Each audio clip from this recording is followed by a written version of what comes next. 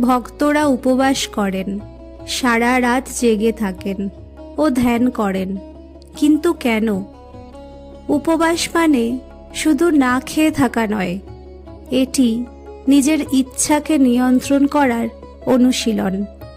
রাত জাগা মানে অন্ধকারের মাঝেও সচেতন থাকা। ধ্যান মানে নিজের ভিতরের কোলাহলকে শান্ত করা।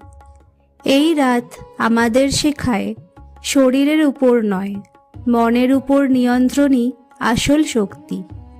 অনেক যোগশাস্ত্রে বলা হয় এই রাতে প্রকৃতির শক্তি বিশেষভাবে সক্রিয় থাকে।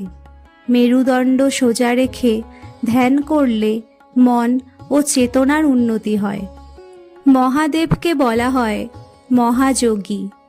তিনি ত্যাগ, সংযম ও ধ্যানের প্রতীক। অর্থাৎ শিবরাত্রি শুধু উৎসব নয়, এটি আত্মশুদ্ধির সুযোগ। শিবরাত্রি আমাদের মনে করিয়ে দেয় জীবন